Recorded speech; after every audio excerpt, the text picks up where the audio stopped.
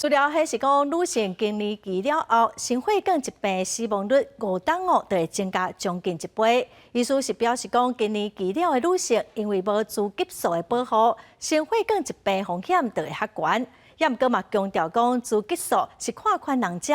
健康食食、固定的睡眠、佮运动、定期的健康检查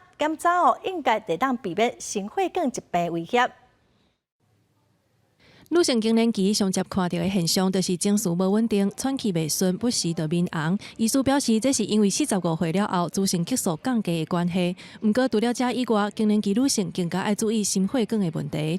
那雌激素的话，不仅是对心肌、对血管都有保护的作用，让血管更有弹性，让心肌的收缩力会更顺畅。但是过了更年期之后的话，因为雌激素的一个分泌减少、下降，甚至停止，所以在这个状况之下的话，心血管疾病就会跟着增加了。根据国健署的统计，女性更年期过了后，无雌性激素的保护，高血压、糖尿甲高血油的问题是倍数来增加。其中46岁至55岁之间的女性，高血压甲糖尿的发生率是40至45岁女性的3倍，也若高血油是1.5倍。长期研究更年期的专家李基玲表示，真侪中年女性为着身体会买荷尔蒙来补充，不过荷尔蒙若食过磅，颠倒会引发其他的问题。雌激素加上黄体素，那因为子宫还在的时候，那我们会这2种的同时补充，这样子的话比较容易造成我们的这个乳癌等等的产生出来，那而且在血管栓塞的可能性也会有增加。